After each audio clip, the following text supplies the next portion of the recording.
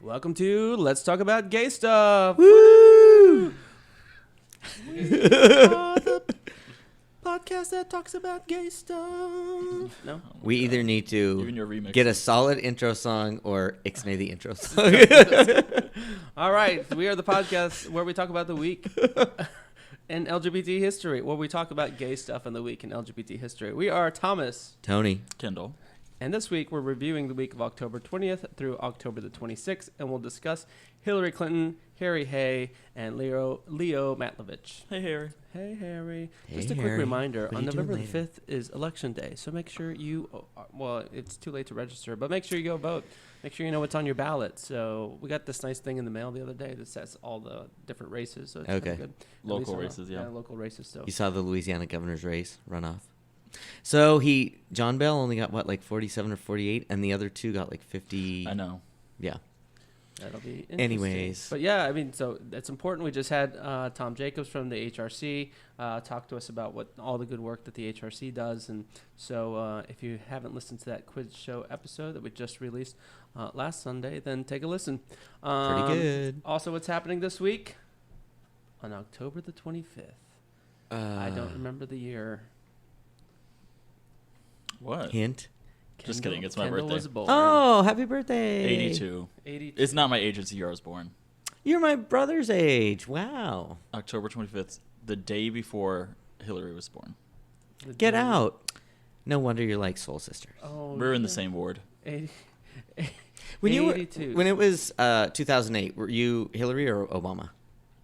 Started out Hillary and then went to Obama when I realized. Okay, but I mean, if you, when they were still both like viable, you switched to Obama, or you're like Obama once he was the nominee. I started out Hillary and then it was Obama when it became apparent. Once he gained Okay. that momentum. I think I was one of those But people if you had that- your ideal, like you could At the choose. time, I thought it was Hillary. Me too. Hillary, Yeah.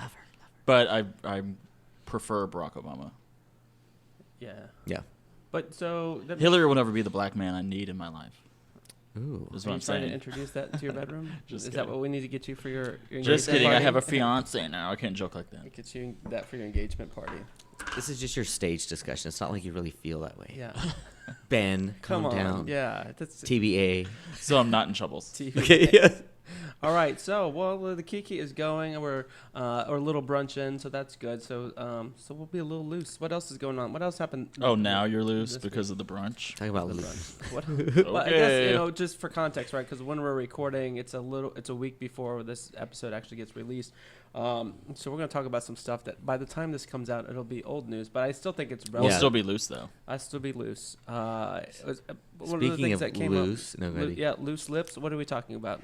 What happened? What were we gonna say?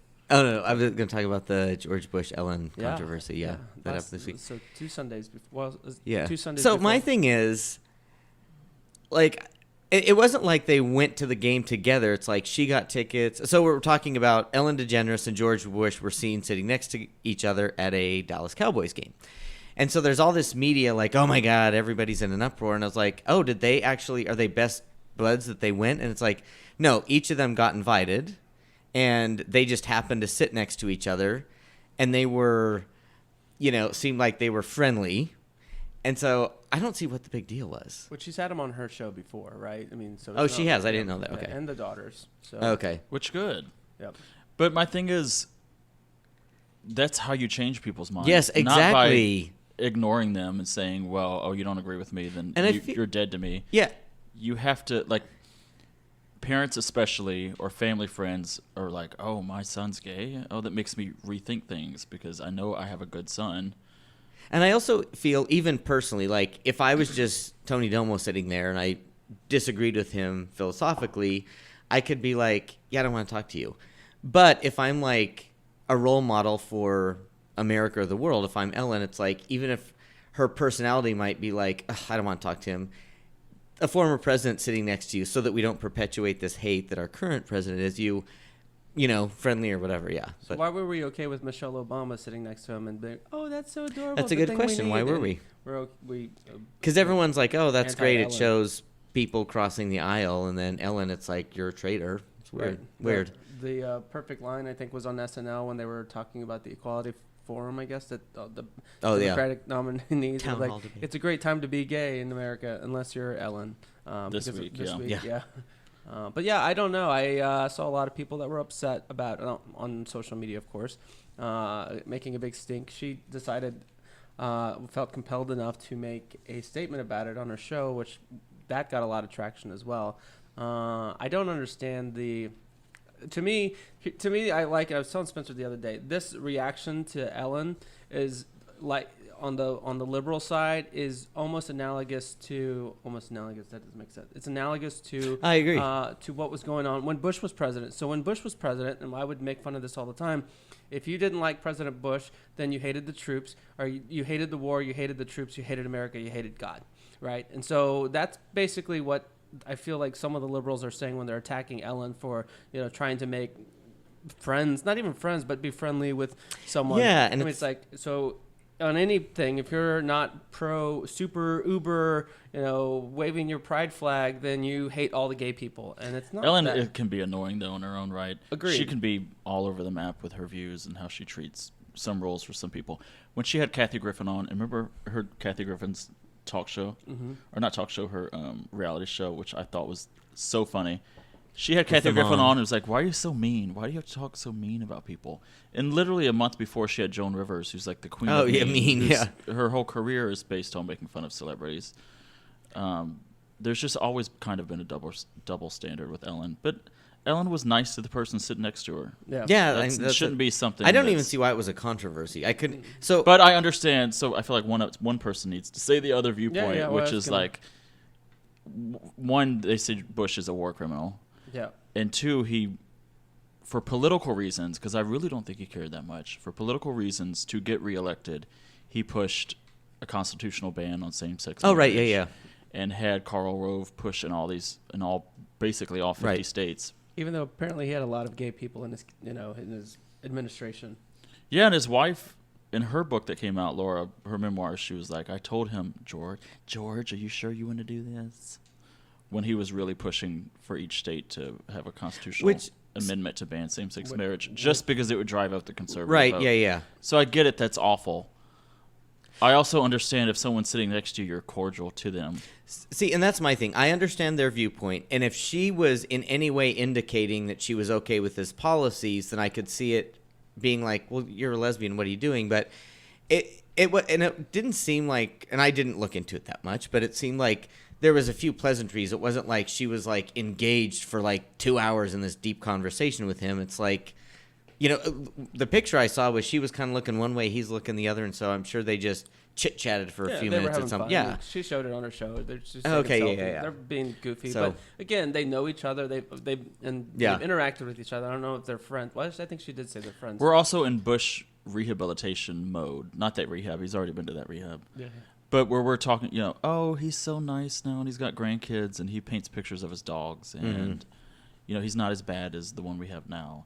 So we have the benefit of hindsight because George W. Bush, by 2009, it was like people were saying he was the worst president we ever had. Right, Which is funny because we've been forgiving to W to some extent, and we've totally whereas we up until 2013, right? Even until 2016, Bill Clinton, he was cherished, celebrated, and then when this Me Too movement came in, even Donald Trump. I mean, I think Donald Trump was the reckoning for the Clintons. It's like you couldn't bash Donald Trump for being a womanizing, not just womanizing, but rapist, a sexual assaulter, and then not look at Bill Clinton and say, well, but what about him? So that I think has shaken everything. But to me, it's gotten to extremes, I would say. Like I said, I listen to some of the liberals, and it's like, you're not black enough, you're not gay enough, you're not this enough. And it's especially since, I remember when he was first on the scene as running for president, one of the things was, I just want to have a beer with the guy. He seems like a folksy, down-to-earth guy. And he was, quite the partier back in the day. So it makes you think he probably does have a fun personality to be around.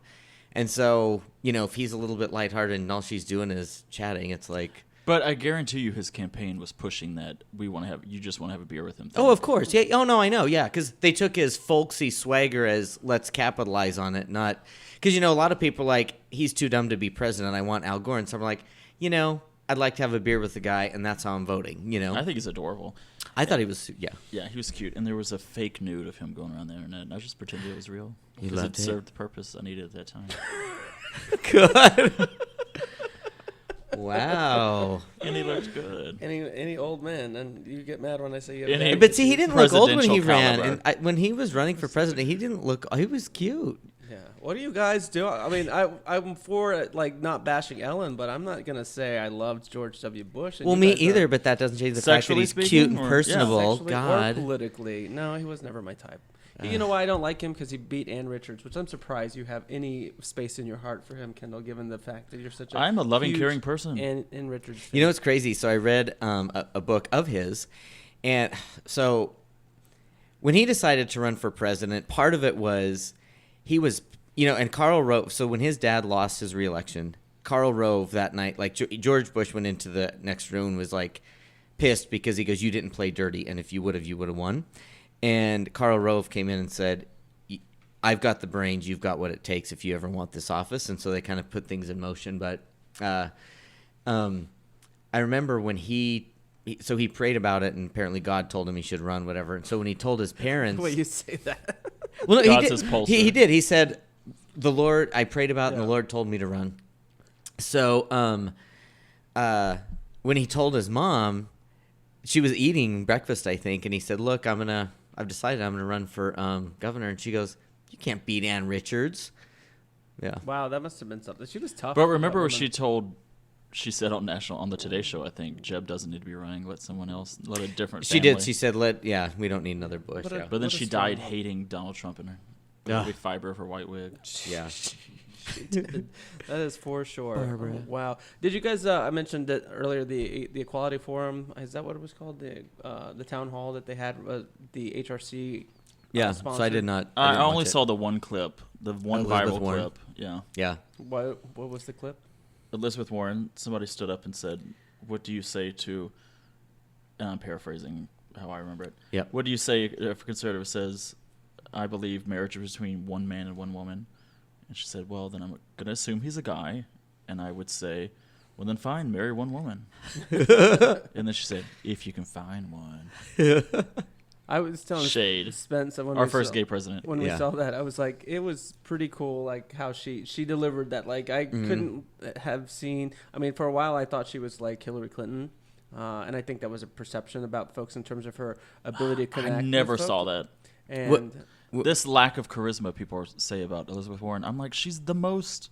See, I kind of thought that at the beginning too. I thought she is too policy wonk, studious, nerdy to be president because and Hillary Clinton even admitted, she goes, "People want a motivational speaker, and I'm not that. I'm smart and I know a lot," but she goes, "I can't jazz up a crowd like Bill could." But yeah, and so I kind of thought that too. But if you see her like in those committee hearings where she grills them and she knows exactly, she is the expert and they're on her turf, and she's completely confident and she can joke and be kind of like momsy and all that kind of stuff. she's a teacher too, right? Yeah. So a teacher and a mom, right? Which So you have to understand how being a teacher plays out through her campaign because when she talks, all her campaign speeches and the way she interacts with voters is very much like, I'm like the nice teacher and gonna explain to you why yeah. this is how you need to think. Right, and it's not the super nice teacher. It's like, I'm going to give you your dose of medicine Yeah. if you need it, but in a way that's like, okay, I'm learning from this. I didn't start off a fan, but as we've said before, I've become a fan. Lori's going to hate you. I still think she could do it. I don't know. Well, you didn't like her because of her policies. Well, no, I do think she's uber liberal. I think, Mm-hmm. I mean, her policies will not. I'm not going to be one of those people. This is what happens, right? This is what's happening with why she's so popular and Bernie's so popular.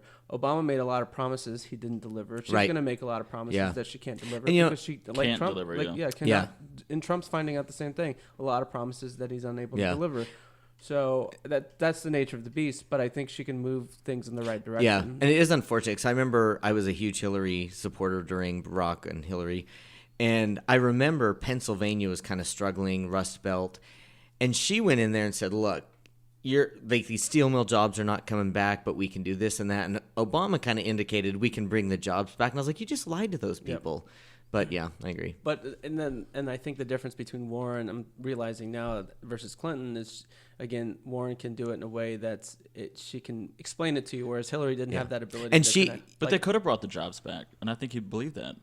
The jobs are leaving because of many of our policies. Yeah, but I mean, I also don't think it's ever going to completely reverse and like we're going to be the manufacturing center for the world. No. Yeah, but anyways. But I mean, it's not sustainable unless you have the policies that Trump's putting in place, all these trade wars and these tariffs. I mean, that's a Democratic approach, right? The Republicans, conservatives don't like that approach. Yeah. That's a Democratic approach, which is interesting because he's done so much damage to his own presidency and his positions that anything he does is like, people are against it. Syria, for example. Oh, yeah. He pulled out, and even the Dems are like, oh my gosh, you're pulling out of Syria. Yeah. Did we ever want to be in Syria in the first place? No. I mean, we did want to contain ISIS, but we didn't want to have boots on the ground, as folks say. So, but the fact that he's pulled out soldiers, like, this is normally a positive Democratic, platform. It's like, we don't have troops. No, I think he's definitely. We're kind of going through this shift. I feel we've been that the last several years. Like, the parties are kind of realigning. Yeah. Which is interesting because it's. I don't know where it's going to shake out, but there's some realignment. But I don't know.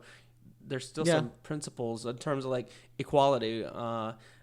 Those things aren't resonating on the Republican side, right? I mean, you don't have anyone on the Republican side really advocating for LGBT I think it's kind rights. of the parties are shifting alignment to the Democrats are more urban think and the Republicans are more rural, like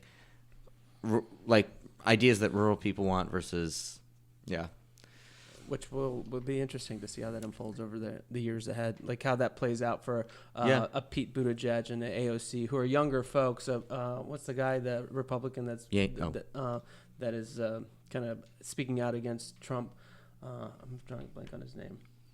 House Rep guy. There are a few. There's Amash. That's not Amash. Yeah, Amash. Okay. Justin Amash. Those folks, like, see how this, like, because they're going to be the leaders and they'll be the Pelosi's and the Schumers of the world. Yeah. So I will see how that all shakes out. But it's been We shall see. always a wild ride on the political side. But it was fun to see the equality forum that they had. I mean, again, HRC being a key contributor to progressing legislative rights for the LGBT community.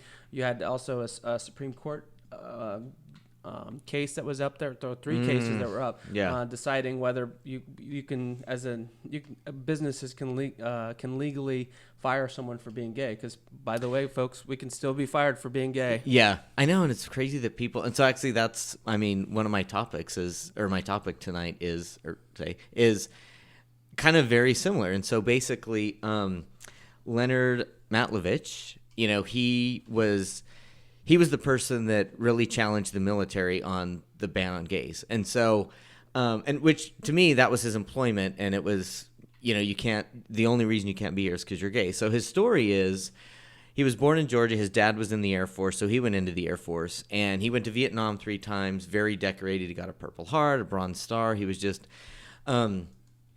so his last tour in Vietnam, he got injured. So when he came back, growing up in Georgia, he just hated seeing the racism and the discrimination that surrounded him. So when he came back and he couldn't serve in active duty, he actually trained military. He went around the U.S. training people on, not being racist, like race relations, and, training soldiers on things like that.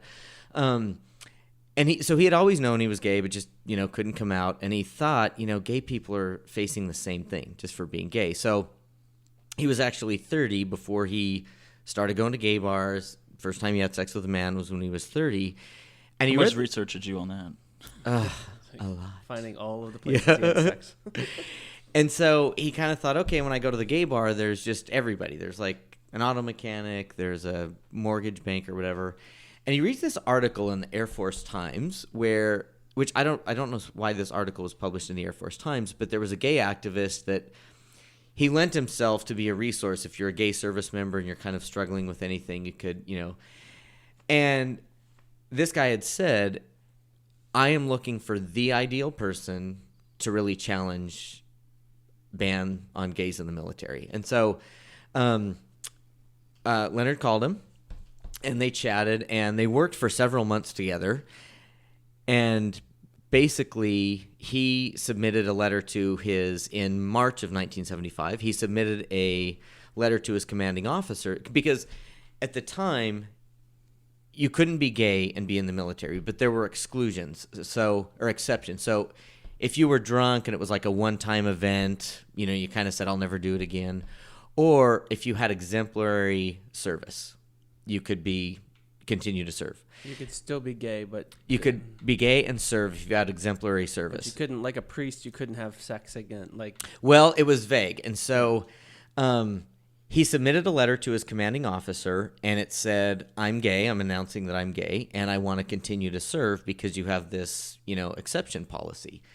And so his commanding officer looked at him. He's like, wait, what? Like, what are you doing? Like, what is this? And he goes, this is basically going to be Brown versus Board of Education. That's what this is. And so they, went through the proceedings, and this week in 1975, October 22nd, he was discharged. And it wasn't an honorable. So this guy had a flawless record, and that's why I think the gay activist was glad he contacted him, because this is what we need: a flawless record. There isn't one thing they can point to why you should be, discharged from the military. And so when this happened, it was kind of a turning point. So I'd never even heard of this guy, and apparently he was the second most well-known gay person in the United States behind Harvey Milk. And so he was the first openly gay person to be on the cover of a magazine. He was on the cover of Time magazine. And so, and I think it didn't specifically say this, but I think the reason it took so many months for them to decide to do this is when he did this, there was an all-out media blitz, like newspapers, magazines, talk shows, evening news picked it up. There was a made-for-TV movie about it. They've been trying just on that. They've been trying to get people to come out for some time, like magazines, because that Time magazine was a big one. Like it was like the Ellen, I'm gay. Yeah. And obviously he wasn't a celebrity. Well, he was a celebrity, but not regularly seen on TV, right? But he was well known. And because I remember when did we do a topic on Lily Tomlin, or was she a post that we did? Anyways. What's that? We haven't yet. But she she was one as we were doing the research. They had asked her to come out, and so she was offered all sorts of magazine art covers and magazine articles, and she just never did it. But yeah, so it was a big thing to. It was, and even like we talked about Oliver Sipple, at the time. The gay rights movement really couldn't get a lot of legitimate ground. They were looking for something that would really make them like a legitimate concern versus just, like Harvey Milk said, I want to out Oliver Sipple because people think gay men are just a bunch of bathroom loiterers, Guilty. So he comes out. Most of y'all are. And he gets discharged. And you say that with such disgust. I just want to pee. But it was... and I think one of the reasons he was so about this is it seems like he did have a good heart. Like he devoted the rest of his military service to like anti-racism, things like that. And so what ended up happening with this in particular is every time it went to court, they sided with the military. But there was one court in 1980 that said, okay, you didn't even address why he didn't meet this exemplary service clause, which clearly is an exception. So the military said, look, can we just settle this? Like, we'll give you all your back wages from the time you were discharged till now. And he said, because he knew the courts are going to, even if it goes to the Supreme Court, they're going to, rule for the military. If not, the remedy is I go back to service, and they'll immediately find some other reason to discharge me. Right. So he kind of led a very civil life after that, but he was really involved in gay politics and activism. And I think because, he came from the military, he probably had a lot of leadership skills. And so people wanted him, like people that were protesting Anita Bryant, they sought him out, and people that were protesting the California gay teacher ban. So a couple of interesting things about this, we talked about this with Oliver Sipple. One of his big concerns with doing this is his family, because he's a military person, and what would his dad think? And so when he called his mom to tell her, so he called his mom when he submitted his letter, and he said, Mom, here's what's going on. You're going to hear about it. And she was very religious, military wife, and so she went into this like, oh my God, like God is punishing me, like you're not praying enough, all that. And she goes, well, I'm not telling your father. And so obviously he didn't have a relationship with his father enough where he felt comfortable. So his dad found out about it in the news. On the same day he saw it on TV, and then he read it in the newspaper. And this was interesting to me because, like Oliver Sipple, his parents were just disowned him, whatever. His dad, when he read it, he went into the bedroom and just cried for 2 hours. And he came out and he said, you know what? If he's strong enough to take this, I am too. This being what? Just the whole issue. Yeah, that's what I wanted to say. If I want to keep it classy. Like daddy. No, so I think he just thought if he's strong enough to bear this burden, like we'll go through it with him. Another thing is, I think it was good for everybody. Like the gay community loved this because they're like, wow. But they also said it also helped like other uniformed people come out, because if you're a police officer, firefighter, and I mean, I know those are still very homophobic, so you can imagine in the 70s, but I think, they said this really, versus if just some Joe Schmo came out, this really, yeah. And then, like sometimes I think how far we've come, right? But then the progress. A few feet at least for me. Woof. Okay. But, like in some ways, 45 years later, we have 3 cases before the Supreme Court where you can be fired for being gay. And we have a Supreme Court justice saying, if you really read the text, it probably indicates they should be covered. But is our society really ready for this kind of upheaval? Which is so crazy. I was telling you this the other night, Tony. Like the fact that a conservative judge, letter of the law, constitutionist, can publicly say, or opinion. Yeah. They're like, well, I know what the letter of the law says and how the Constitution should interpret this, but society isn't ready for that. Yeah, but that's what they consider, unfortunately, in Supreme Court cases. Well, I know that, but I'm just saying these guys are all getting elected. Like I'm not a constitutionalist. I'm not an activist judge. Like that. Yeah, that's what don't the legislate from are. the bench. Yeah. Right, and so that's exactly what he's doing. Right. Yeah. I mean, to some extent. I mean, I know that. It's not to say that I don't agree with that aspect, because we do evolve.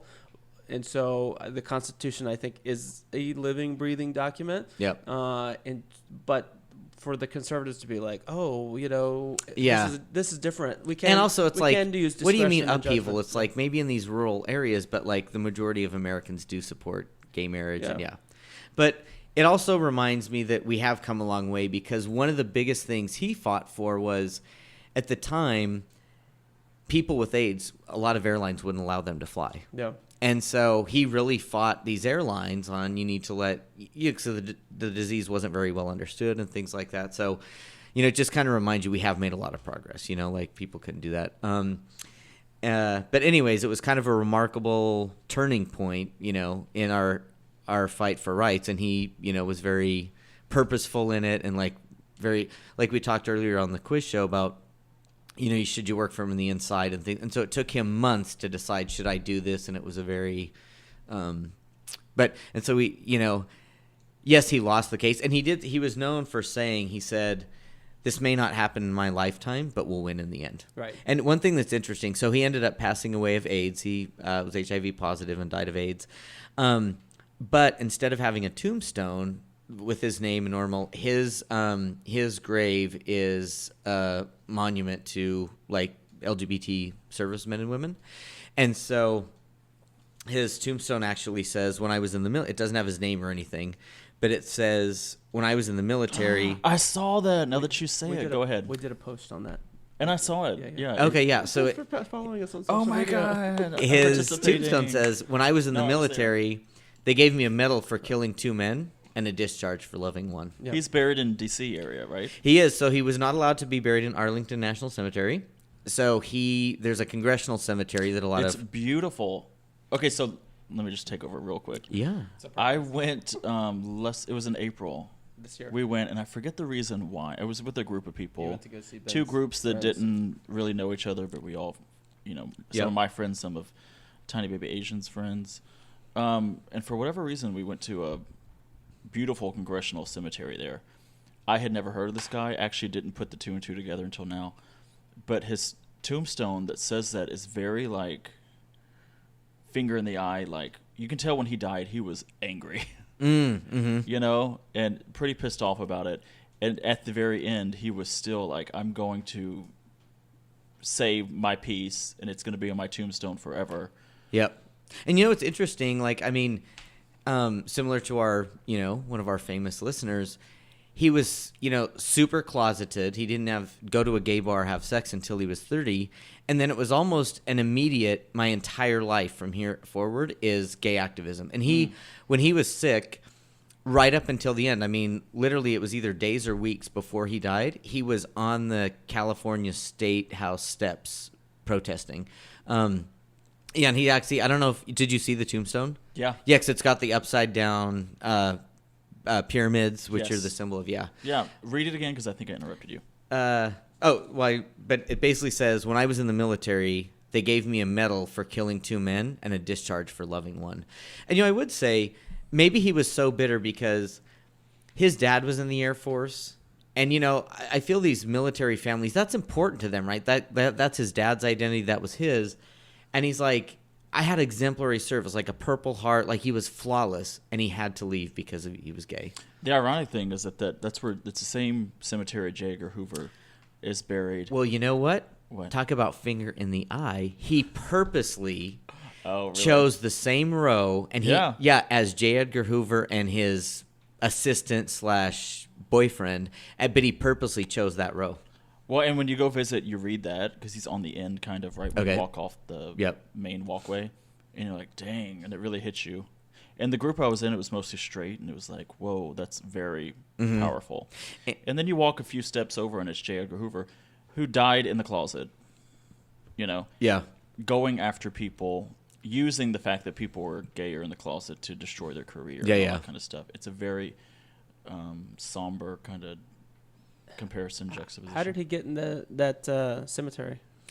So that's you don't have to, like Arlington, you have to be a service member and be approved or whatever. That's just a cemetery where a lot of like politicians and famous people, but it's just, you can just pay to do it. So, but it also must have offended him because it didn't go into a lot of detail what I could find, but it just said he couldn't be buried in Arlington National Cemetery.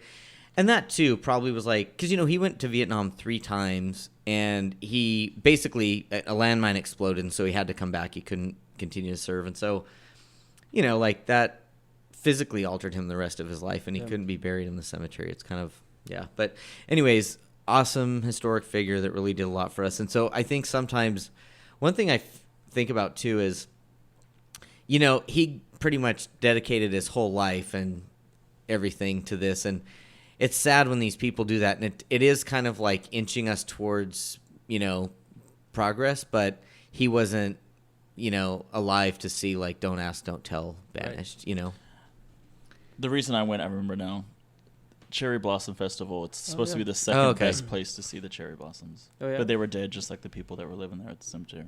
Rest in peace, cherry blossoms. Where is this? How did we never go? It's in like a random neighborhood that's not touristy in DC, so you kind of have to make a trek there. I had never been anywhere near there. I think it's closer to. What made you decide to want to go there with this group? Did you somebody know? A lot of people in the group had not been to DC before, and it was cherry blossom season, and they wanted to see them somewhere, anywhere. Oh, because the cherry blossom, they can't say, come April 25th for the cherry blossoms. You just, don't know when, when they're going to bloom. So there were rumors that it was going to bloom in the cemetery. Yeah. But it was just a bunch of dead people when we got there.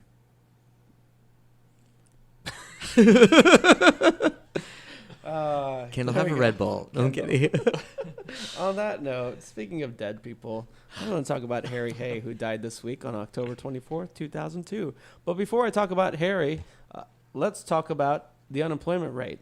Did you know the unemployment rate is below 4%? It's actually at 3.5%, the lowest, near the lowest in history. Not the lowest, but near a low. And if you're trying to hire someone, then you probably already know that because you're having trouble finding quality candidates. Economy Works is here to help. Don't have time, energy, or the resources to hire? Economy Works is ready to help you write job descriptions, find candidates, review resumes, and phone screen candidates. Let the Economy Works Talent Network help you do more with less. Economy Works. When we work, the economy works. Find out more at economyworks.com. Woo. All right. So, speaking of other sponsors, not an official sponsor, but one who sponsored some awesome swag for us, Veronica. and my mom and dad. Veronica, mom and dad, I've never met you, but love you. Thank you so much. That was very thoughtful and sweet of you. Yeah, we got some cool little mugs that you'll probably see in photos going forward. Personalized mugs, Yes, pens. they're personalized. They have our name on it with the Let's Talk About Gay Stuff logo and pins. So we're gonna find those from a waiter at a restaurant. If you want a near pen, let us know. yeah, we can send one your way. It's probably worth. Yeah, anyway. But yeah, we got some cool swag. So thanks to the fam for doing that. Very sweet. Yeah, apparently you guys got included in my birthday present, so that's fine. I'm not jealous, bitter. Just kidding. The birthday that I forgot to tell you happy birthday, that one? Yeah. No, just kidding. All good. And we're going to celebrate Kendall's birthday this week. It'll be fun. I don't know what we're going to do. What are you going to do? Are you going to go away? Not hang out with us? I'll probably be tired. Think of an excuse not There to we do go. anything. Sorry, I can't do anything. All right, but hopefully you've got more life than Harry Hay. Wait a minute, that's not right. Harry Hay is a well-known figure, but at the time when he was during his day. But I would say we probably don't know a lot about Harry Hay. Have you heard about Harry before? I had never heard of him. No. I like hairy things. Yes, you do. That's why you go to harryman.com. Wait, that's a website? Yeah. Excuse me. We lost Tony. Have you? I'm exiting this podcast. Do you- I'll see you on the next episode. Do you like men that are hairy? Is it Harry Man? Okay, Harry Hay. I could do that commercial. There we go. With lots of passion. Yeah. Huh? Harry Hay died this week, October 24th, in 2002, at the age of 90 in California. He was born on April 7th, 1912, born in England, and moved to the U.S. after spending some time in Chile as a kid and settled in California. But who is this guy? He's basically the founder of, or the father rather of the gay liberation, of the gay rights movement that we know today. And again, it's sad because this guy's such an instrumental figure. We don't know a lot about him, so I want to try to educate you guys today. He attended Stanford University, didn't graduate, and knew early on that he was gay. He had it says that he had homosexual relationships at the age of 14. And so he spent, like you said, his time at Stanford, and then over time, what's that? Before he was hairy. Sounds Before like he was rare. There's grass on the field, play it. Well, that's interesting. No, that 'cause you That's it what the sounded- straight guys say. No, I made a reaction because it sounded really young when you said it, but then I'm like, people are doing it a lot longer. Well, I was gonna save this. Some of my I co-hosts. was gonna save this for the end. But part of the controversy around him is that he tended to be on the extremes and the fringes, and one of the things later in his life he was advocating for, but he was upset that some of the pride parades were not allowing NAMBLA, which is the National North American Man Boy Love Association. Yes, you know. No, the reason I know that Right, and let's because hear it. I'm normally the boy in that relationship. No, the reason I know that NAMBLA, North American Man Boy Love Association, because that was what Fox News and in the 90s, a lot of conservatives picked up on and saying they were trying to associate as if all gays were in NAMBLA. You could And not what is separate NAMBLA? Like, if NAMBLA. you're like The in love right with a 12-year-old? have relationships with as young a boy as you want. And he said that his cut line was like 13. Like you know, so he thought that was fair game. Well, And he wasn't necessarily saying he did that, but he's like, you know, this is an expression of sexuality, and hey, why not let these things happen? And why pride parades do you not want to have NAMBLA at your parades? I mean, I would not say that's an act that I support, and I'm not even because my thing is the guy, it's fine, but the reason I wouldn't be okay with that is like you might have a boy that can't make his own decisions, and the uncle's like, no, you do that. Yeah. Like, or the dad's like, no, do that. Yeah. Whatever. And and I don't think it's a dad. I don't think it's dad son in the traditional sense. I think No. Dad, But I'm saying like if some guy wants like this little boy, and the dad's like, oh, go for no, it. I'm fair. I'm not. I don't, because I feel like I'm carefully. You know, sometimes you don't want to offend people, but this is not a thing that I would advocate. Yeah. for. Like, Anyway, we're diverging. Yeah, so like go it's ahead. 18 years old, like adults. But Kentucky just passed a law that like, if your parents sign off, you can get married at 16 or something. No, Just like a year ago or something. I've heard of that. Mhm. I mean, It's but Kentucky. I That's know. old for them. that's true. So yes, where did we go? became an educational director and organizer early on. He actually get hooked up with Will Geer, who, if anyone know the name Will Geer, interesting gay man actor who later played in his life the Grandpa Walton on the show The Waltons. Yeah, wow. but he Harry Hay and Will Geer hooked up both romantically, but kind of professionally as well, in the sense that they kind of got it was Will Geer who introduced Harry to communism and a communist organization, which they were involved together in a union strike, which was taking place at the port of San Francisco in 1934. So Harry Hay got really involved in labor issues, helping migratory farm workers get aid in the 1930s. He really had a commitment, and his self-purpose was to help people better their lives and find ways that people could better themselves. He thought, though, the work that he was doing with the labor unions was a strategic play because he knew that he was gay. But he was like, okay, I'm organizing. Maybe. So was activism his work, or did he work and then this was his He hobby? worked as a migrant worker for a bit, but he really kind of landed in this organizational role, so helping people organize, be an activist. But he thought, like, if he was helping out these unions and these other affected groups, that they would come to his aid down the road. But he started to realize that the groups he was relying on, like the Communist Party, were not friends of his. Not in the sense of not friends of his cause of homosexuality. Yeah, and they had their own agenda as well. Right. And so he thought, he could become his true self. He used the word a temperamental man, which was gay for back then, and that they would help him. He's funny. Yeah. Or as my grandmother would say, peculiar. Isn't he peculiar? When he realized that they would not help him, he actually got married to a woman named Anita Platsky, and they adopted 2 daughters. Of course, his Anita. she's from Canada. She needed a Vajki. Right, you don't know her, but no, I'm just kidding. It sounds like a name that you would make up for the girlfriend. Don't worry, her name is Anita. The closeted Platsky. lesbian wife of a closeted gay man. Oh my God. I didn't read a lot about her. There wasn't even a wiki page on her. But he had 2 daughters. They adopted 2 daughters. But his mind was not sitting still. I mean, he was still being peculiar with other folks, with other men. Interesting, like he was telling a story about like hooking up with guys in the 20s and 30s. He was like, it was more oral than anal. He's like, if you think about the type, he's like, back then, because they had to do it in the dark and but you didn't have like underwear really, like you didn't have briefs and all that sort of stuff. You had these trousers he called the BVDs, so basically things that you had to unbutton from behind. Okay. So if you were going to be in the act and someone walked in, you couldn't just easily pull up and go. pull Yeah. up. He's like, you had to, you were just going to be caught, right? See, we have made a lot of progress. Yeah. Wow. I was like, now you can have oral and anal. Right in the alleyway. Yeah. Shit, somebody sees you 30 Chalk seconds. strips are best. Yeah. So I would thought that was funny. He was giggling. He was telling the story. You can find the video on YouTube, but he was just kind of having a hoot. He's like, I'm telling more than this guy wants to know, because I guess there was a straight videographer in there. But anyways, he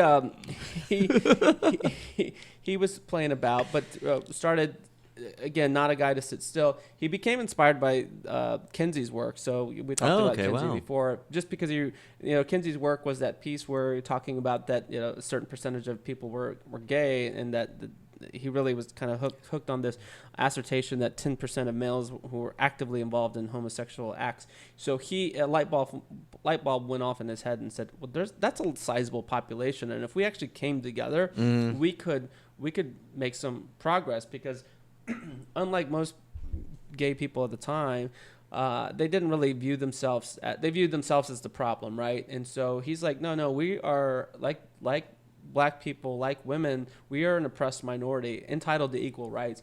And that, if you think about it, that's a shift from, I'm gay, something's wrong with me, to, no, this is who I am, and it's not my problem, it's society's problem. And so that shift in thinking kind of permeated throughout the rest of his activist career. But it didn't always make friends, because a lot of people just said, let's keep on keeping and not rock the boat, and he was not of that. But so he takes this Kinsey work, it syncs with him. And then he also had this idea that he thought, again, we're a minority and we're entitled to equal rights, that he would try to work with one of the presidential candidates. So at the time, former Vice President Henry Wallace was a Progressive Party candidate, and he tried to get a sexual privacy plank in the platform, so that in exchange for votes. So he's like, if you put this sexual privacy this way, because again, back then you could go to jail for engaging in, homosexual acts. You could go to jail for being gay, right? Or for cross-dressing. Yeah, even. yeah. I mean, yeah. So he was like, well, if you put this in your platform, then you'll have this homosexual vote for you. And so he suggested it to other folks, and other people thought it was just a crazy idea. Did Henry Wallace, was he receptive to it? Henry, there was, that's a good question that I don't have the answer to. Well, because the reason I ask is because Henry Wallace was FDR's vice president until his last term, where he dumped him for Harry Truman. And then FDR died like a month into his first term. So Henry Wallace was one of those almost presidents. Man, so I was just wondering, was he receptive to it? Yeah, because that might have changed our whole well, world. No, actually, while he worked with them, he never really kind of progressed. He kind of kept that idea because he tried to test it just amongst gay people, and they laughed him out of the room. They were like, no. So we giggle more than laugh. Right. We had a little giggle. A giggle. So what he did after he kind of got that feedback, which was not positive feedback, they thought it was a crazy idea. He went home, his wife and children slept, and he wrote what was this manifesto. It's the future movement that we all kind of know today. All these things we talk about in terms of what Matlovich did, what Ellen did. He was really the one, this manifesto was kind of the early days, almost the constitution for it, if you will.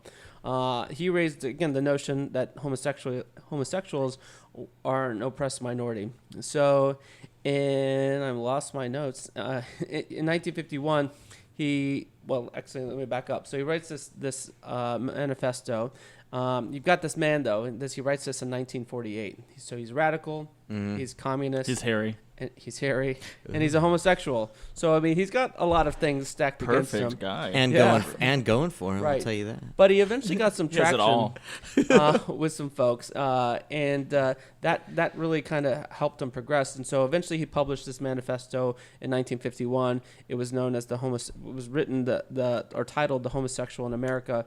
He wrote it under a pseudonym, Donald Webster. In 1951, also he divorced his wife, and then eventually worked with some people to define what the oldest gay rights organization, the Mattachine Society, which Mattachine Society, we'll talk about it in another episode, but that name was taken from a medieval French term for male dancers who performed in public, sometimes satirizing social customs, but only wearing masks. So Mattachine Society. Sexy. So that's still going on in the back rooms of some of these bars. Yeah, some. Rawhide we went to weekend. New Orleans. It was happening in lots of bars. Yeah, but that's New Orleans. We didn't even debrief on New Orleans. We'll have to do that at the end, perhaps. So yeah, let's do it. It was the country's first gay successful liberation organization, and Harry's ideas, like I mentioned earlier, are really kind of the guiding principles for the modern U.S. gay rights movement. Interestingly, he broke away from the Mattachine Society after just a short period. So again, started in 1951. By mid-1950s, he dropped out because the group was really started to focus. The leaders in that organization started to focus around assimilation, and he's like, we don't need to assimilate. We need to be on. We are an oppressed minority, and so we need to make sure people are aware of that, so that we don't get lost in all the laws that we have today, right? Yeah. So that it's not illegal for us being gay.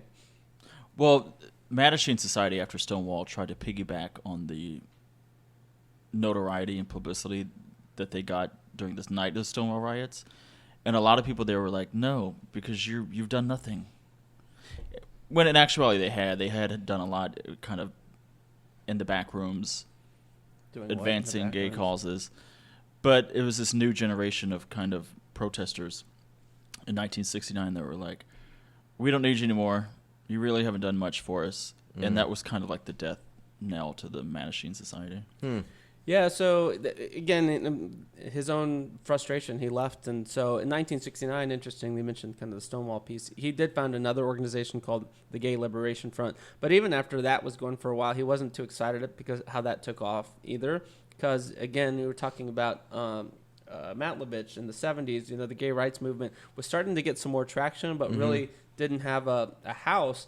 And it was still kind of keep on keeping on versus really like let's be out and about. And so he formed this group called the Radical Fairies, which really kind of channeled this new age ring practice. to it. He wins for the name. I love it. It sounds like a band though that like in the 90s with the Radical Fairies. That would be banned in Russia or something. Yeah. yes. So that's kind of what he did, and he kind of spent the rest of his life kind of continuing to advocate for social change, speaking out until the very end. I mentioned the controversy that he had kind of in the 80s and 90s because he was supportive of NAMBLA, but he was helped on all his work in terms of organizing, and it really kind of inspired our generation, the folks before us even, to fight for justice and equality. He lived the latter part of his life with a man, John Burnside, who was also an activist, and that he met in 1963. And again, this week, back in 2002, he passed away. There's a movie about him, like a PBS type movie called Move Hope Along the Wind, The Life of Harry Hay. And so if you want to learn more about him, you could watch that. But that's Harry Hay. We should do a NAMBLA topic once, because I that agree. organization set our movement, the broader gay rights movement, back so much. Is because it for still decades, very small if is. Okay. But one reason they stayed in the news so much is because the ACLU kept taking up their cases. So Oh, they're really? always in the news. But it just allowed conservative media to say, see what they want? Because there was no separation between gays and the North American Man-Boy Love Association. Right. So. We're all the same. Yep. But now that I've aged out of that demographic, it means less to me. Yeah. This week, Like, you're turning All right. 36. So that's him. I mean, again, I think 37, but thank you. 37. Yeah. I can't do the math. The striking thing to me, though, like the aha moment, was just like what makes a difference? Because it's easy to like gloss over these folks that we talk about just because of where we are today and dealing with our challenges of like Ellen sitting next to the president, former President Bush. Like those are our LGBT challenges today. Aside from the SCOTUS, right, but I do feel like, we just talked about like AIDS patients couldn't fight. Like we've made a lot of progress. We can't go to jail for being gay. I can easily hold Spencer's hand and not feel ashamed or anything. I've seen you walking downtown. I know. Hey, with sashaying down. But I think it's just this realization. I threw that bottle at you. That you're the one that called us gay. Yeah. Gay. Just the fact that it's this, again, I said it earlier, the fact that it's this realization that I'm gay and I'm the problem, to transitioning to it's not my problem, it's society's problem. That's it, And so that was an aha. Like it took until from way back when till the 1940s, this guy really articulated. I mean, he wasn't the only one who thought it, I'm sure, but he's the one who articulated it and saying we have a right to live our truth, be ourselves, to be gay. And he was inspired by Kinsey, so it all kind of builds on each other. Yeah, and and Kinsey wasn't even gay. He was just, I kind of want to experiment a little bit, and he thought if I want to experiment a little bit, people probably, So sorry, not to interrupt you, but no, but that's all right. I mean, I think as you say that, the connection, like, it's all like interesting. We've been doing this. This is our 20th episode where we've been doing this, and so just to see the connections and how all of these are, not a lot of the battles we're losing, right? I mean, along the way, Matlovich, even Harry Hayes, but you win the war in the end, right? I mean, so we're not there yet, but we still have. It's just we've come a long way, and again, I cannot express it. Coming Out Day recently, this has been LGBT History Month. Like the fact that the importance of being visible and recognizing nothing's wrong with me, despite what that Facebook review says. We are gay by birth, or LGBT by birth, and just individual, right? And we shouldn't be.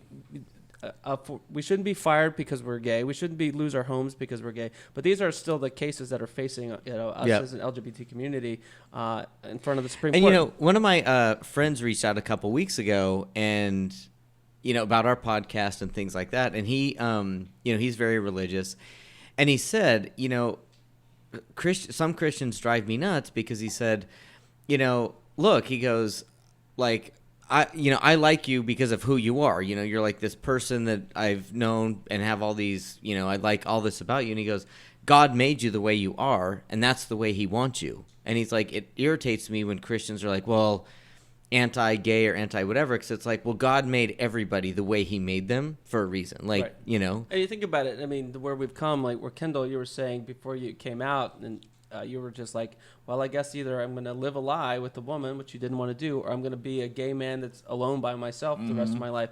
And now you're engaged, like, so, and talking about having kids and all that sort of stuff. So that's like a amazing transition, but it takes the Harry Hayes of the world to say, being gay is not your problem, like it's not my personal problem. It's that's your society problem. yeah. And so, and I think more folks are finally starting to be woke to that. But and talk about how one person's story can add to another person's. We talked about Ellen in the beginning. Ellen is tied to my story of coming out because she had just come out, and I remember the huge backlash. She lost her job. Mm-hmm. She was not. It didn't look like she would ever work again. I honestly thought that wrecked her career. I thought she Yeah. would never have anything meaningful again. So I thought, well, I can't come out. And in the same, basically, day, I thought, no, well, you know what? I can. Somebody else did it and dealt with it. Yeah. I can too. no thanks. to That's the actually Clintons, kind of though. mature view, because I think sometimes when little things happen, we just think it's the end of the world. Like, I don't know, if you get like a DUI or you fail a test or something like that, Manslaughter charge. the end of the world. And it's like, you always overcome. And so that's awesome that you thought that, because I think most people, well, I told you, like, years after that, Jim McGreevy, when I saw that, I was struggling, and I thought that retrenched me. It set me back personally, because I was like, that guy just lost his career because of it. Whereas, but now I mean, look at it, life moves on. So it's interesting that you had that foresight. Perspective. Yeah. Yeah. I mean, the manslaughter charge, that was the other first lady. That was Laura Bush. But Yeah, you're Laura talking- Bush killed a man Yeah. in high school. Look it up. Yeah, but you're going to talk about a different first lady, huh? But Kendall? speaking of people's evolutions about, or even, I've evolved. yeah. Mm-hmm. Hillary Rodham Clinton was, as in Lock Her Up Hillary, born October 26, 1947. Oh, She's you're a right. Scorpio like me with a big fat stinger. Whoa. But I guarantee didn't hers want is bigger to, than yours. No kidding. I didn't want to do a whole, like, she was born, blah, blah, blah. We all know who Hillary is. Yep. And we can go in depth on a different one, but I more so wanted to look at how we think highly of her, and we kind of give her a pass for her evolution stances. I know you're a mega Hillary fan. I am. But I have no doubt she evolved, right? Because she was anti same-sex marriage for years between, it's the biblical reason, it's between a man and a woman, and then she came out for civil unions, and then she came out for same-sex marriage. Always came out at times of campaigns, whatever her opinion was. Well, she was so calculated. She knew everything. I have she stuff did. on that. Do you want me to? Yes, please. Okay. Okay, so I mean, I do love Hillary. I mean, I admire her. I think I just love her. I think she's smart. I just think she's well-rounded. I just love her. But I do feel no matter what she is really smart, and she knows what it takes to play the game, to stay in the game, and she's a realist. And I think she's always struggled with, this might be my personal thought, but here's the political landscape right now. And she was the type, I can't be like even if she thought it, I don't think she did, but if she thought, my thoughts are Bernie Sanders, I've got to inch along. So I kind of agree on the evolving. I think no matter what her personal thoughts were, because I don't think she was personally ever against gay marriage. Like, I just think it wasn't a priority for her. Because I think it wasn't she a had other priority, stuff to and deal she with. knows if I come out as, I want gay marriage, it kind of, she's a, super edge of the party versus she's always been a centrist, right? And she stays centrist to kind of play the game and stay in the game. So I think her daughter helped her come to terms with a lot of that too, because her daughter was always like, I think she's around 40 years old. So she grew up in a different time. She didn't have all those exactly, yeah, old people views. But in 2000, when she was running for the Senate, she said marriage has always been between a man and a woman. It will always be between a man and a woman. And in 2007, when she was running for president, she was now for civil unions with full benefits. So there was kind of that evolution. yeah. Joe Biden came out and famously, in I think 2012, saying the president and I are for same-sex marriage, and she still was not ready to do it then. Yeah. I think she did it a full year later, 2013. Which is crazy where she had a video. because she has less to lose at that point because, I mean, at that point, she was not. I mean, I knew she was probably thinking of running again, but it's also like he is in the limelight. Probably thinking about running. She's been. Oh, she always. It's always been a grand I know, plan. but I'd like to touch on that later. Because I know she did, but. Well, in 2011, when she was Secretary of State, she spoke at a gay pride event right after New York passed same-sex marriage, and she was like, "This is a great day for us, and we know how important equality is." And for years afterwards, she was still against same-sex marriage. When she came out for it in That's March where I think she's just 2013. calculating, and it's like... Which is why she lost, because she's calculated Hillary. I would say yes. In the last election especially, because I feel people... One of the biggest things with her is they don't know the real Hillary. They honestly think there's this wall that, like, I don't know her. And actually, I went to a lecture, so Carl Bernstein and Bob Woodward, they broke the Watergate scandal open. They did a lecture in Houston, and they're research journalists. Like they grew up in the era where you research both sides, you present a bunch of data, you present both sides of the story, back it up with a bunch of data, and kind of let the reader decide. And so he actually wrote a book about Hillary Clinton. Carl Bernstein did, and it was very much that, like, good, bad, whatever. But he said, every time there's something minor and she tries to, like, either cover it up or, like, play the middle of the road, then you think, what else is she doing? Whereas if it's something really small and she was like, yeah, I made a mistake, or you kind of trust her a little more. And so I think she was in the public eye so long in so many different public capacities that she just became secretive, because I can't win for losing. And you can't. I mean, Yeah. And I mean, she was in the public eye during a different era, right? I mean, she started becoming in the public eye in like the 60s? 70s. Yeah. Well, yeah, 60s, 70s. First lady of Arkansas. Yeah. But I mean, even before that, I think she had him, You know what's one of the most interesting, like, historical tidbits about her is that this is before she was married to Bill. She graduated Yale Law School and then went to work on the impeachment, the Judiciary Committee during Richard Nixon. Are we going to impeach him or not? Yeah. That whole investigation. And they had not impeached anybody since the 1860s, Right. I think it was, or 70s with Andrew Johnson. And she literally wrote the guide on what's allowed for you to impeach somebody, and here's how we do about it. She was like the researcher. Get out. It was Yeah. like a 3-man team where she was like, it was her job to figure out how to impeach somebody when it's appropriate. She was considered an expert for years. They used her memos and her guide to impeach her husband really, on yeah. how to do it. And guess what? It's being used. Whose are they reading now? There's an article about it. Yep. They're reading Hillary's old reports and memos on what's impeachable and not, and how That's we go about crazy. it to Yeah. impeach the guy that beat her in 2016. Can we have a little aside on this impeachment stuff? Okay. One impeachment, like, for the conservatives or the talking heads to be like, oh, this is trying to undo the 2016 election. I think that's garbage. I mean, Trump's done some things that are incorrect, And, that yes. are wrong, incorrect. It's all wrong. smoke and mirrors, though, with them. Yeah, but it's like he's done bad stuff. But I Like, think that's he's what like being tried on. sharing, or he's inviting non-allies like Ukraine and China to be like meddle in our. And I don't think that we're trying to redo anything. It's like, don't get these people. You obviously hate China, hashtag trade war, and then you're like, well, investigate Joe Biden's son so we can have some dirt on him. Right. That's not a redo of 2016. He's doing stuff Threaten our wrong national now, security. Yeah. Now. Yeah. So, which I think is crazy. And so the other thing that conservatives are saying was like, oh, the Democrat Nancy Pelosi and company aren't following the traditional procedures of impeachment. How many times has this been done? Like you said, once since 1800s. Right. This would be the Fourth time. Yeah. yeah. But it's not like something that's traditionally done. Right, One. exactly. And two, this president, by their own admission all the time, was, well, he's unconventional. So then you're going to need an unconventional approach to manage this situation. Yeah. So I think it's all garbage, because if you look at what was going on with Bill Clinton, they were trying to get him on something that they didn't have. They couldn't prove, which was Whitewater.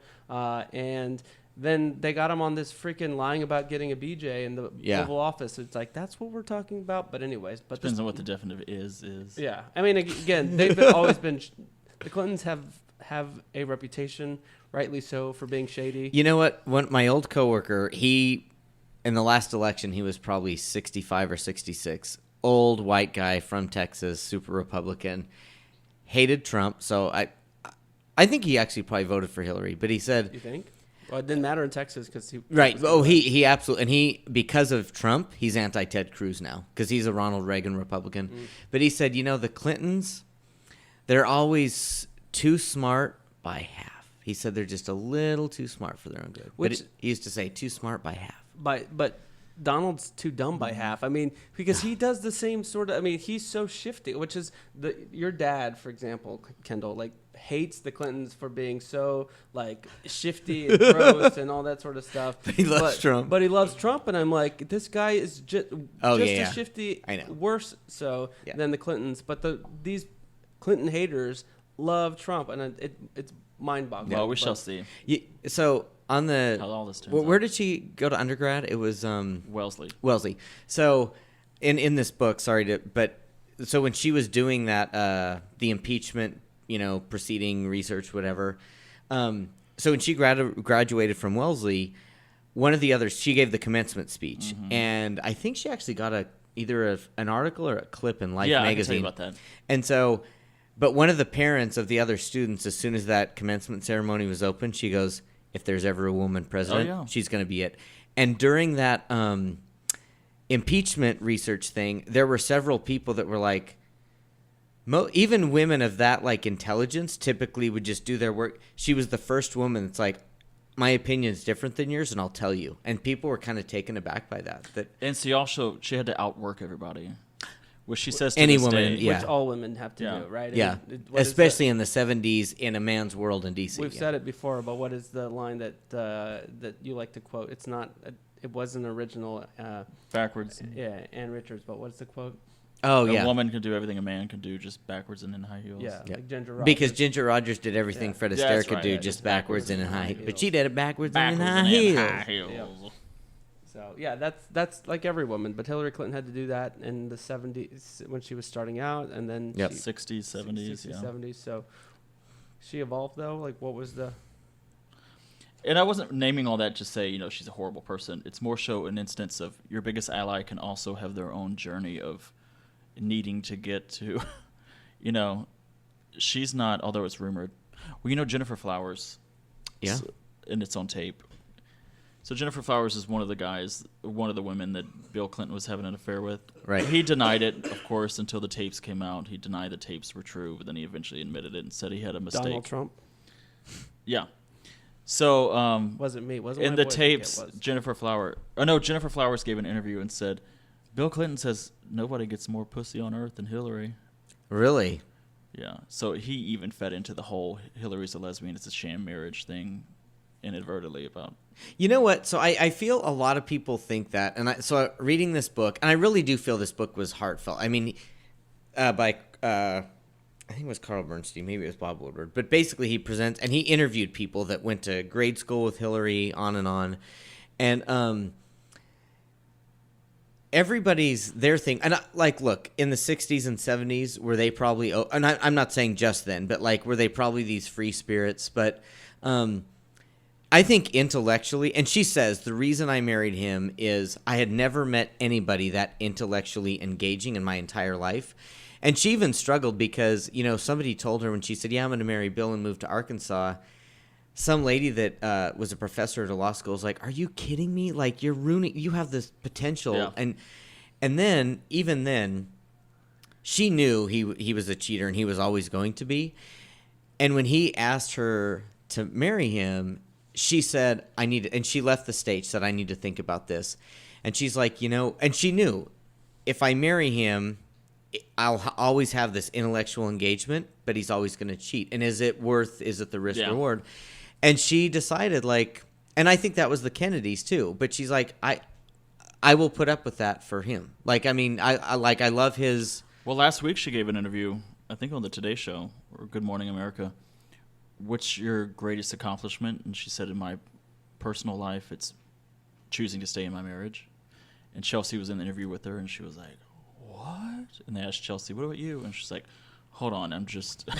Yeah. So wait, what did she say? I'm Oh, you trying to didn't hear process this? that. No, I'm trying. She's been on the circuit, so I saw her the other day on Colbert and then on The View, and on the Oh, Colbert hardest show, personal decision in your personal life.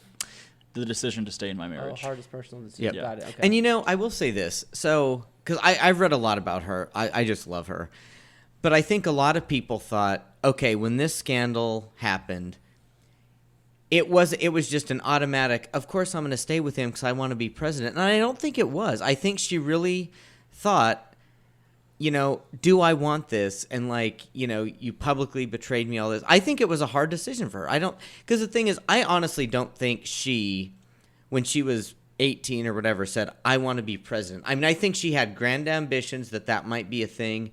And she was very calculating but I don't think that was just a given. I'm definitely going to stay with him because it'll make it easier for me to be president. I think it was a hard decision for her. Well, she was also came from, her mom said never get divorced, because her mom grew up in a horrible childhood. Yep. I think her mom's parents got divorced. And or did they ship her to the separated aunt or really something? And the Yeah, aunt she didn't was treat her well? Yeah, And she was basically a unpaid housekeeper. And yeah, mistreated and all then that. and here's why people I think are like, what are you hiding? She's always like, oh my God, I had this idyllic growing up, and everybody that is like, no, her dad was a fucking asshole. Yeah. He was a machismo. You sit and bake Cold. cookies. Yeah, very. And Don't it's show emotion, which is, I think is why she. Yeah. But so she was stern. close to her mother. Yeah. Yeah, I don't. I mean, Hillary. I mean, I can't. I don't understand why she's doing the circuit that she's doing right now. I know she's pushing a book, but I'm like, how hard is it to be pushing this book when everything that's going on? I mean, she's pushing this book right when the impeachment's going on for Donald Trump. But she wants to have a voice. I know, but she's also somewhat restrained in terms of what she's saying. Well, did you see the tweet? So, so what did Trump tweet? He said something about maybe it was he said something about Hillary in the election. I would love for Hillary to run again. It sounds like she's thinking about it or something and she said, do your job, don't she make goes, me. do your job, don't tempt me. Yeah. Yeah. Yeah. She's going to be a huge historical figure. Decades from now, Absolutely. we look back on things Absolutely. like we look Yep. at Eleanor Roosevelt. Eleanor. Yep. I mean, she was the first person to really be a serious contender for president. I mean, she really was. Yeah, I think she had one of the best resumes to do it. Forget I mean, that's why I always try to tell people, politics aside, she was the Secretary of State. She was the First Lady. First Lady was the number one thing because she was her husband, the president's number one advisor. Yep. And I will say this. People, I think she had not the motivational speaker part, but the intellect as far as policy and everything, and the campaign calculating mind that you need to have. She was 100% the brains behind all of Bill Clinton's stuff. And I think Bill he is super smart and he's an eloquent speaker, but he's not disciplined. He's not a very good, I can run a campaign. And there was an example where, so he was elected governor, and then he basically increased the tax on older vehicles. Well, Arkansas is full of older vehicles, and so he didn't get reelected. And he went on this apology tour, and he's like, look, I get it. I'm more in tune with you guys now. And so he was running for re-election, or election again. And he was really polling well. And, he was asking the people of Arkansas for forgiveness. And, look, I did a lot of great things. And he had a lot of momentum. And he had, because it was very known. He just always had, and he would have his, the state troopers, okay, sneak this girl in the back door, things like that. And it was a few months before Election Day or something it was very close, and he had an affair with somebody, and it was a one-off, sneak the girl in the back door or whatever. And it kind of went public, or kind of was getting out or whatever. And there was rumors that this happened, she was like, you stupid fucker. They didn't reelect you, they're forgiving you, and now could you zip it up for a few more months? How fucking stupid can you be? And so she was the brains behind his president. I feel especially the campaign part. I mean, she is just, yeah. I feel there's something ironic about her and Trump, just the Clintons and Trump, just because she, she's always so carefully calculated, and she tried to sidestep some potential controversy by putting her emails in the server, and then that's ultimately what led to. I mean, that was the storyline of why she didn't get But it elected. only stuck because she's a secretive person. Right. Mm-hmm. That's the only reason it was But a scandal. that's just the irony of it all. The other irony now is, as you're noting with Trump being impeached, Kendall, is that they're using her manuscript to her research to impeach him. So that's very interesting. So such as Hillary Clinton. And I do feel like one other thing, when Bill Clinton got elected and she was like, okay, this national health care, I honestly think that's probably a big reason why Obama chose the Obamacare way that he did versus he's like, I saw that flop. Mm-hmm. I mean, her DNA her imprint is throughout the DNA of our government. I mean, I think it is. Yeah. Before there was Obamacare, there was Hillary Care. Yeah. And it was a flop and people hate it and they're like, well, let's do. But I mean, I don't know. She's the epitome too of the glass ceiling, right? She's always been their first lady who was doing a lot of work, right? And even before that, helping First Lady of Arkansas, helping her husband. Then she comes in as Secretary of State under Barack Obama, doing what the good woman does in terms of like being organized and putting things into shape, and then tries to get the promotion, and we don't give it to her. We just talked about this a little bit ago. I feel so bad for her because whenever the first woman is elected president, they wouldn't have been there if it wasn't for her. And it's sad that she spent her whole life. And I've often thought of this. She has put up with a lot of shit through her life. I mean, when she was wanted to be first lady of Arkansas, and they were like, dude, one of the reasons you didn't get elected is you've got these ugly glasses, you don't dress like a cute woman, Southern Belle, you didn't take his name. She really had to change her whole identity and put up with like a lot of backlash her whole life. Yep.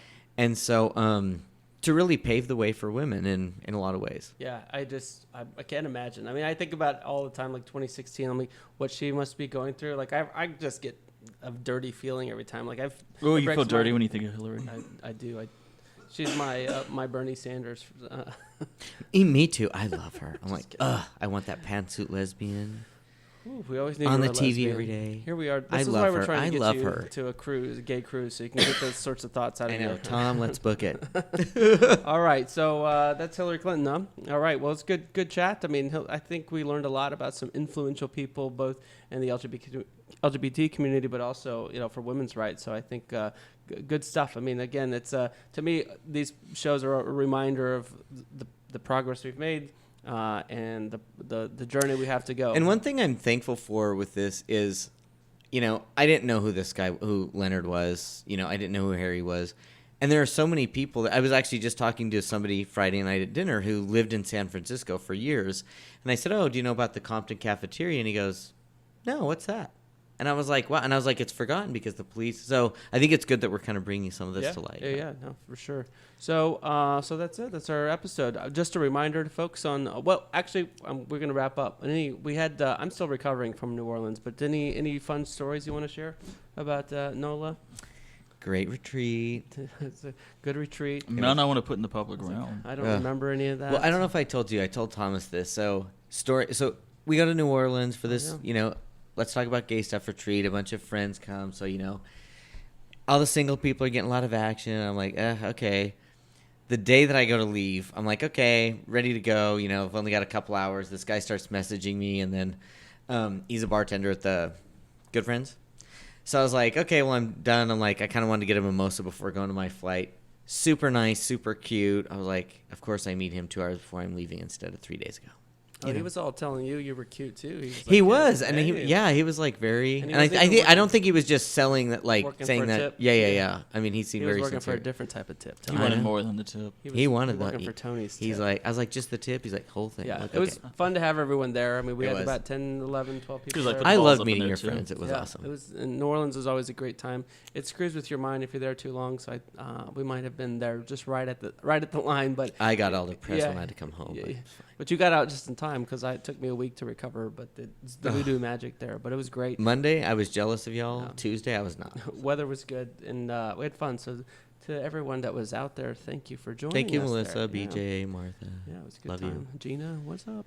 All right, so and Brian and Sleeve. So we thank them for coming out. And Yes. TBA. Oh yeah, and Ben. Yeah, it was a good time.